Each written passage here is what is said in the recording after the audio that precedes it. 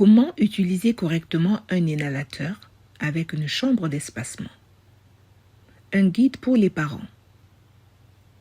Cette vidéo parlera d'une maladie appelée asthme et comment administrer un médicament à un enfant qui a de l'asthme. Veuillez regarder cette vidéo jusqu'à la fin car il y a beaucoup d'informations importantes dans la vidéo. L'asthme est une maladie qui rend la respiration difficile pour certaines personnes parce que les voies respiratoires dans leurs poumons deviennent étroites et enflées. L'asthme peut provoquer des toux, des sifflements, une sensation d'oppression dans la poitrine et un essoufflement, surtout lorsque quelqu'un a le nez qui coule, fait de l'exercice ou bien se trouve près de la fumée. L'asthme ne peut pas être complètement guéri, mais les médicaments et l'évitement des situations qui peuvent provoquer l'asthme peuvent aider à le contrôler. Les médicaments contre l'asthme aident les enfants à mieux respirer en réduisant l'enflure des voies respiratoires et en relâchant les muscles autour. Les médicaments sont souvent administrés par un inhalateur et doivent être utilisés exactement comme indiqué. Un inhalateur est un petit appareil portable qui vous permet d'inhaler le médicament par la bouche directement dans vos poumons. Votre médecin travaillera avec vous pour élaborer un plan pour l'asthme de votre enfant. Ce plan est appelé « Plan d'action pour l'asthme ». Le médecin vous aidera à comprendre quel type de médicament vous devrez utiliser pour votre enfant et comment le donner. Le médecin vous donnera une ordonnance pour récupérer l'inhalateur de votre enfant à la pharmacie. Il existe deux principaux types d'inhalateurs utilisés pour traiter l'asthme. Les inhalateurs de secours, ceux qui agissent rapidement pour ouvrir les voies respiratoires lors d'une crise d'asthme ou bien lorsque les symptômes apparaissent soudainement. Les inhalateurs de secours contiennent un médicament appelé albutérol. Les inhalateurs d'entretien, encore appelés contrôleurs, sont utilisés tous les jours pour aider à prévenir les symptômes de l'asthme et réduire l'inflammation dans les voies respiratoires. Il existe de nombreux types d'inhalateurs d'entretien et beaucoup contiennent un médicament appelé stéroïde. Certains inhalateurs contiennent les deux médicaments, à savoir l'albutérol et les stéroïdes, dans un seul inhalateur. Ceux-ci peuvent aider à traiter les crises d'asthme et à les prévenir.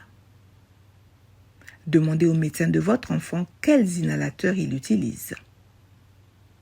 Suivez le plan d'action pour l'asthme de votre enfant pour savoir quand utiliser chaque inhalateur.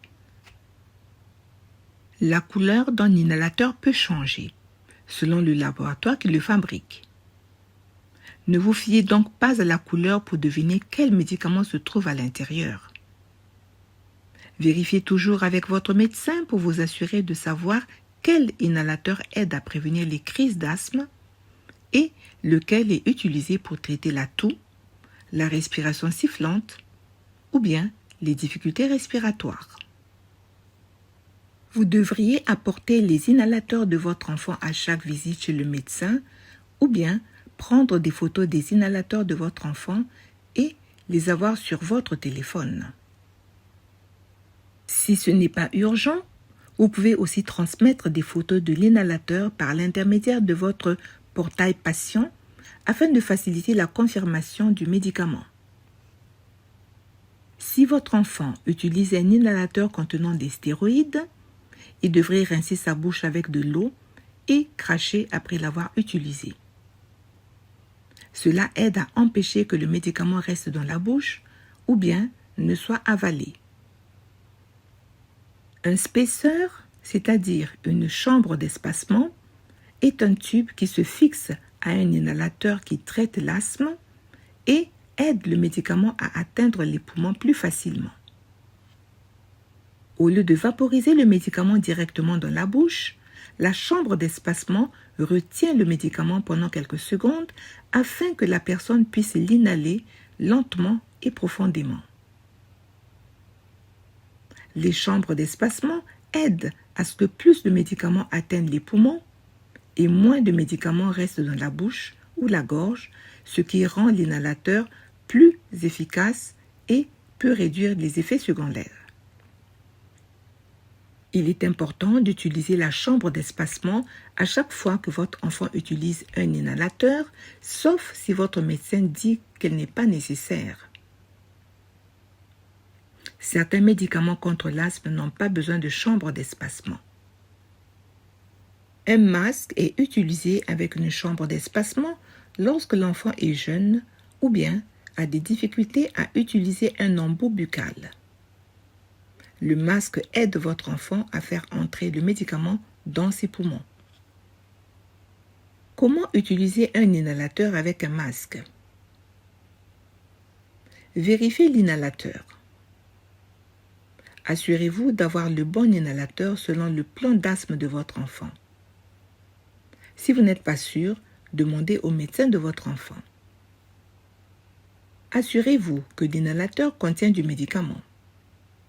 Vérifiez le compteur sur l'inhalateur pour savoir combien de bouffées il reste. L'inhalateur continuera de pulvériser même lorsqu'il est vide. Donc, si le compteur indique 0, il n'y a plus de médicament dedans. Vérifiez l'ajustement du masque. Le masque doit couvrir le nez et la bouche de votre enfant sans laisser d'espace. Si vous n'êtes pas sûr qu'il soit bien ajusté, parlez-en au médecin de votre enfant. Retirez le capuchon de l'inhalateur. Assurez-vous que l'ouverture est propre. Faites se tenir votre enfant debout. Être debout aide les poumons à mieux se dilater. Si ce n'est pas possible, faites asseoir votre enfant bien droit. Secouez l'inhalateur pendant 5 secondes. Placez l'inhalateur à l'extrémité du spaceur. Demandez à votre enfant d'expirer tout l'air de ses poumons. Mettez le masque sur le visage de votre enfant.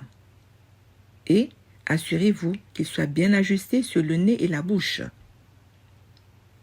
Appuyez une fois sur l'inhalateur. Gardez le masque sur le visage de votre enfant. Laissez votre enfant prendre 6 à 10 respirations lentes et profondes. Si votre enfant a besoin de plus d'une bouffée, attendez environ 30 à 60 secondes, puis répétez ces étapes comme indiqué dans le plan d'action pour l'asthme de votre enfant. Enfin, assurez-vous que les autres personnes qui s'occupent de votre enfant, comme par exemple les personnes à l'école, dans la famille ou à la garderie, ont une copie de son plan d'action pour l'asthme et savent comment utiliser ce plan d'action.